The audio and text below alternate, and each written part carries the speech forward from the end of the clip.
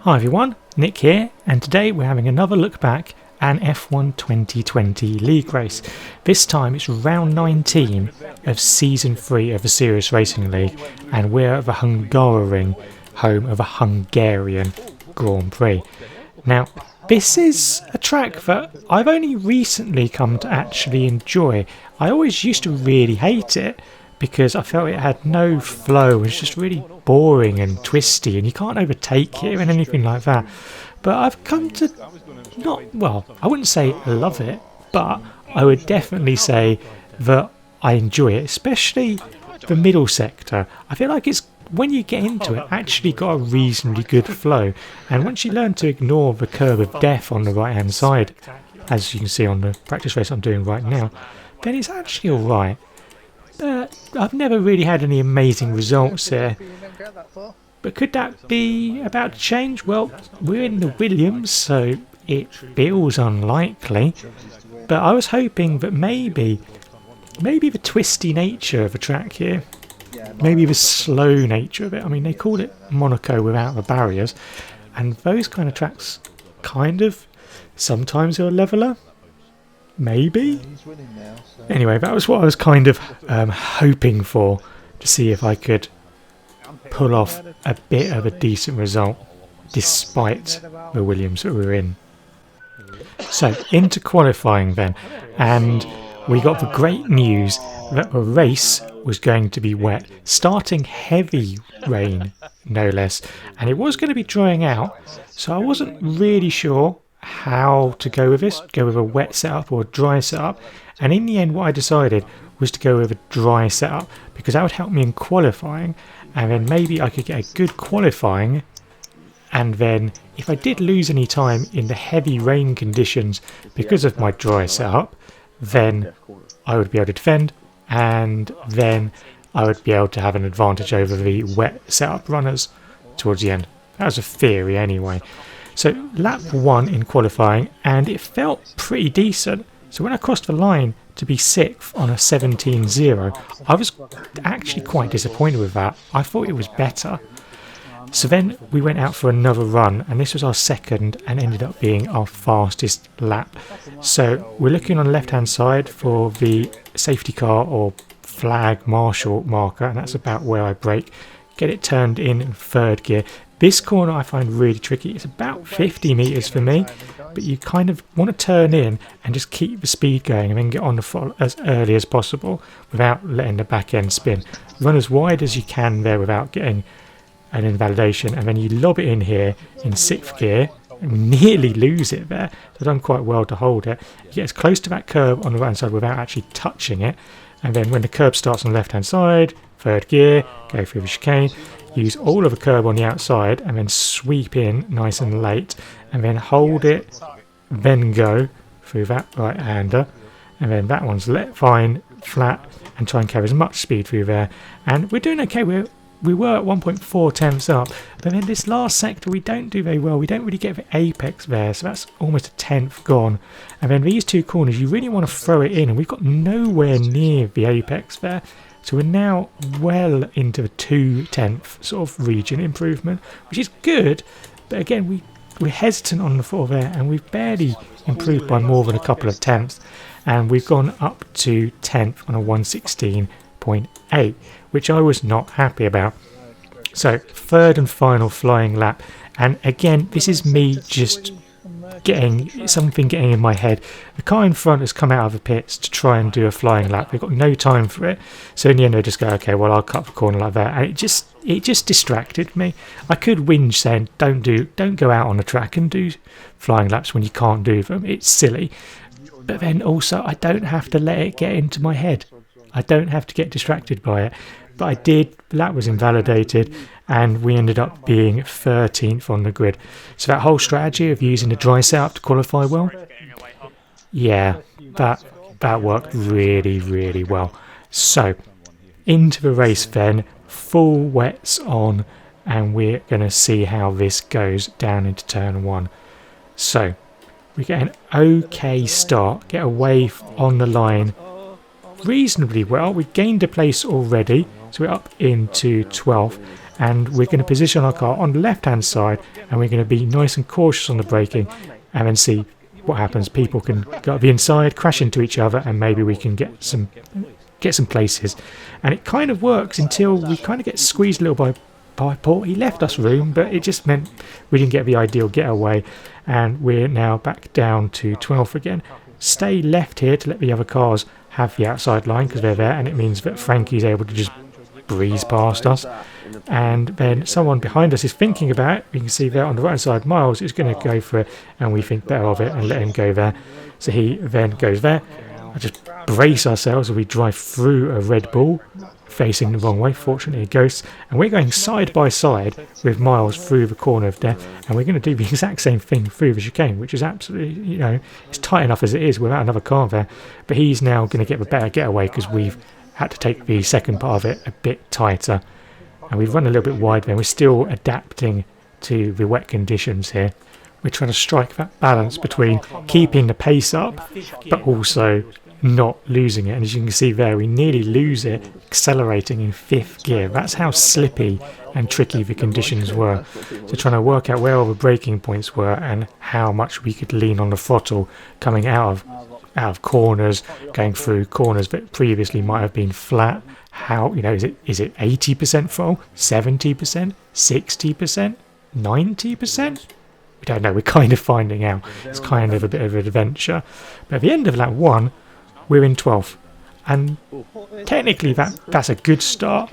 We've gained a place from our 13th place on the grid, and we gained another place later on lap 2 when Maxi span at the curb of death, and that put us up into 11th. But it didn't feel like a good start, to be honest. We also had acquired a bit of a train behind us. We have Beckford in 12th and Sonny in 13th. And there's a couple more cars behind them, but Beckford was the one that I was particularly concerned about because I felt like he was faster than me at this point. And then obviously Sonny is in a Renault, so that's going to be pretty tasty down the straight, the singular straight really. So there was, a bit of nervousness about the pace of the cars behind us, and we were using rich fuel and overtake down the pit straight to make sure that they couldn't get through there. And if they can't get through there, then that's the main position defended. However, end of lap 6, beginning of lap 7, Sonny has overtaken Beckford behind, and he is now into 12th on our tail. He wasn't able to get us on the pit straight, but he was actually really quick on the run between turns 1 and turns 2. He thinks better of it on that particular lap, but you could see the arrows, they kind of surprised us. We knew about it for future laps, but we're going to have to keep an eye on him there. So start of lap 8, and we know what's going to happen here really, don't we? So we're thinking, okay, well, let's try and get a good exit out of there. And for whatever reason, Sonny actually just clean drives into the back of my car. I don't know what was going on there, if he just was surprised by how much faster he was. But anyway, no damage done, I don't think. And you can see we're closing on Miles and Frankie up ahead, who were now battling really, really hard. So lap 10, and you can see that we are still within touching distance of those cars ahead. But at this point, I was really starting to think about our inters the right tyres. I knew that they weren't going to be amazing. I also knew that these wets weren't going to last a huge amount longer. So I thought, do you know what, let's gamble. Let's go for it. Let's put the inters on and go for something. Unfortunately, what happened was Miles and Frankie had a bit of a coming together, and yeah, it's not ideal. I think in retrospect, looking at it, I think that was very avoidable for my position, at least for damage anyway. I think I'd have probably had to basically stop though, because I kind of got pinned in by them. So yeah, no major beef with them, but just really annoying for that to have happened.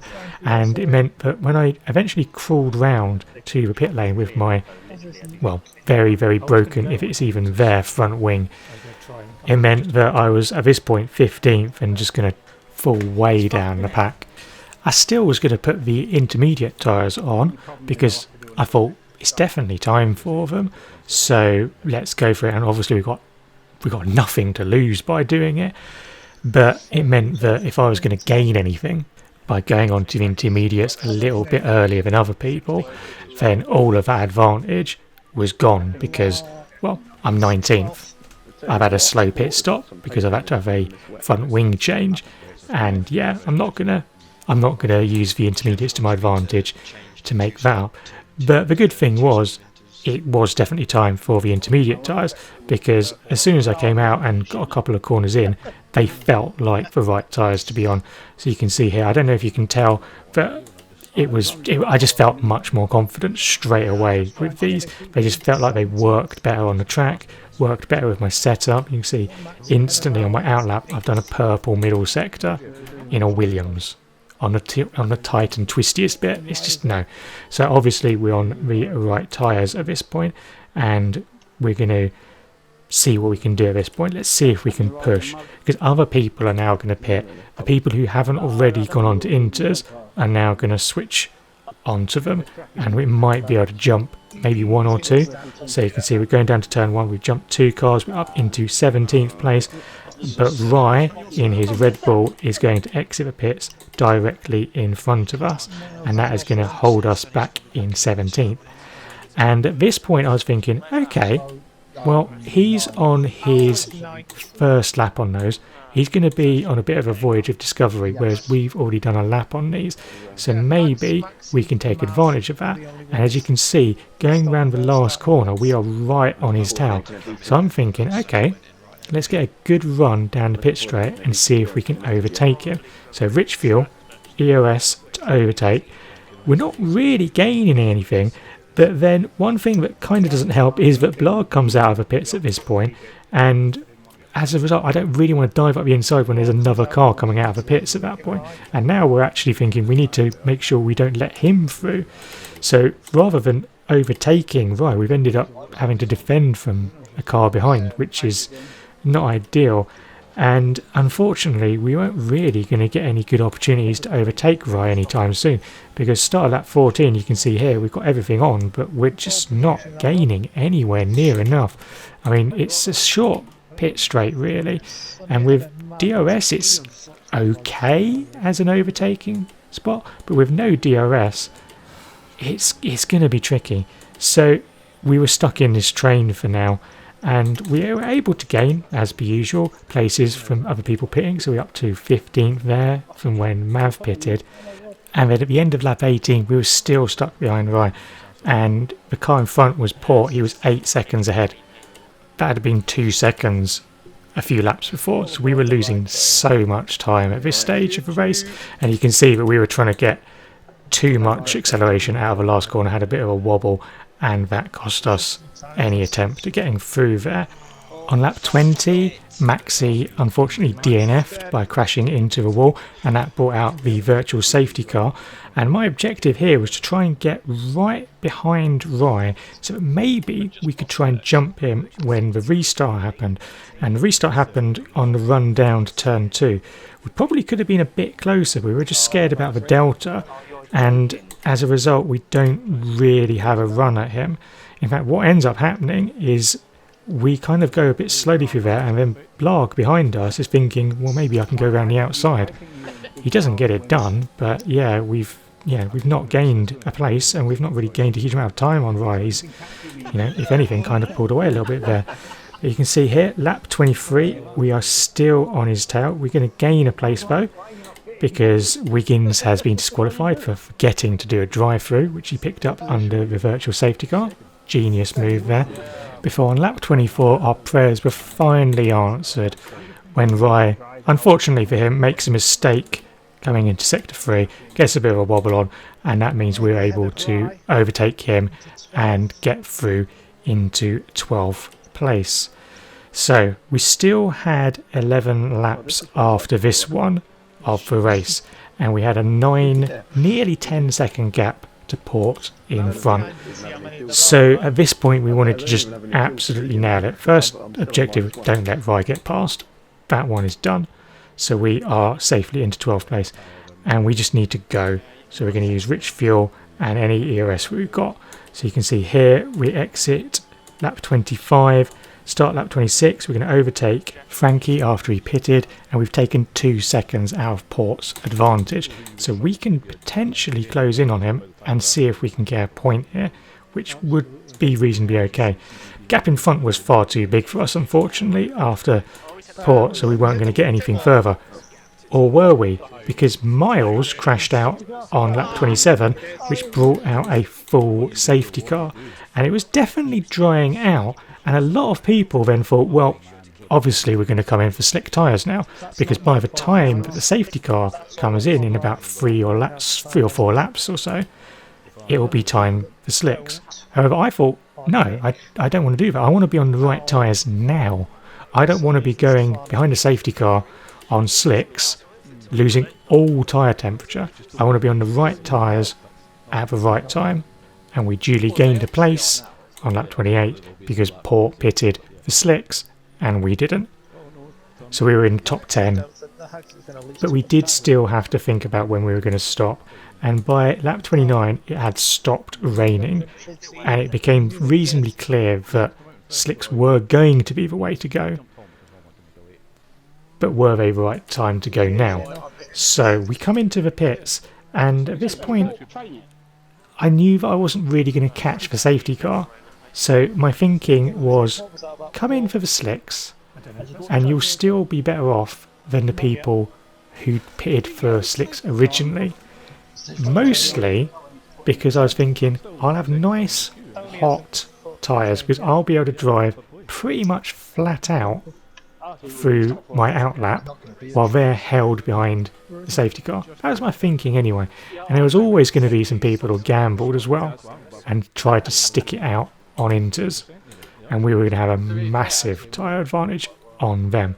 So we come out on the track thinking, are these tyres going to be okay? And yeah, they were very much okay. Tracks on this game dry out so quickly sometimes, it's very unrealistic, but it gets the job done nicely. So halfway around lap 30 and the safety car has now come in, which tells you how far off the safety car pack we were, unfortunately. And we are nearly 7 seconds off of Coulthard ahead, but we're failing really pacey. Lap 31 we set the fastest lap. The gap in front to Coulthard has dropped. The gap in front to Frankie, who stayed out on his inters, has dropped even more. Lap 32 we set the fastest lap, and you can see the gap to Coulthard is less than 3 seconds, but we're less than 1.5 seconds behind Frankie now. Intermediates are not the right tyres to be on. So at this point we're thinking, okay, when are we going to try and get past Frankie?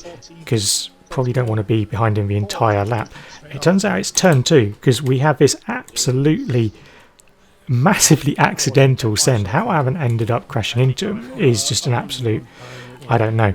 But in the end it worked out absolutely perfectly, and we get the job done immediately, which means that we're able to keep going, keep the pace up, because there are cars in front of us who also haven't pitted for inters, and you can see there's a bit of a train in front which has got 2 inters cars, so we can try and attack them. We can still get some points here, and that would be a good result after being 18th out of 19 at one point. So coming through into sector 3, we're trying really hard, but you can see that Coulthard is going to go up the inside of Mav, who is on the wrong tyres, and because he's got no grip on those, we're able to breeze past him just before the second to last corner. And then our old friend Rai, who of course we were stuck behind for a lot longer earlier in the race, is also on intermediates, and I somehow think that this overtake is going to be a little bit easier this time.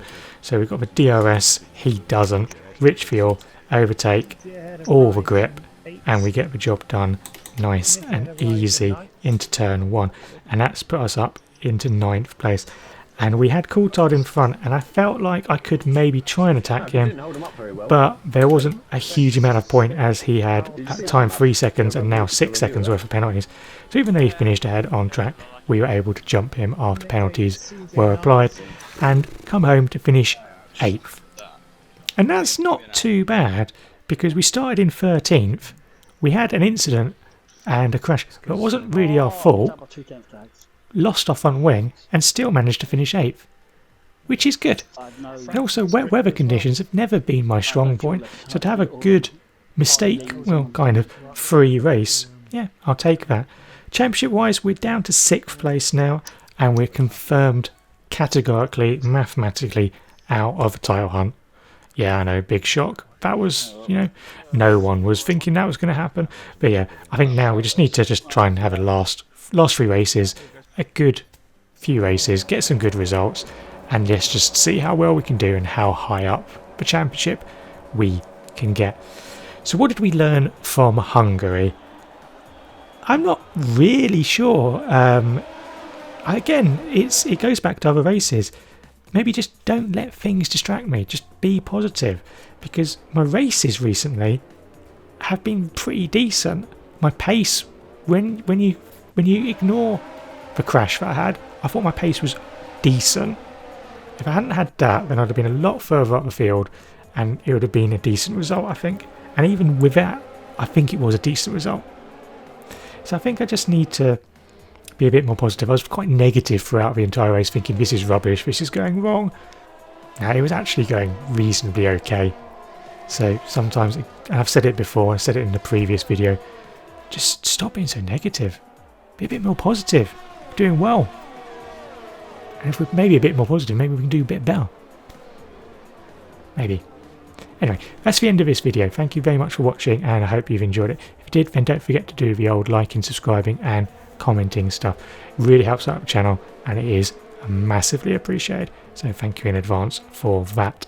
If you want to catch up on social media, then Twitter and Instagram are the places to go. Alfred Bulbasaur on there, and Discord is where we hang out between videos and races. So pop over there if you want to get involved. And if you want to watch these races live as they happen, then you can do so over on Twitch every Wednesday and Sunday. Details on screen right now, and all of that stuff is in the description below. But until next time, and the next video, goodbye.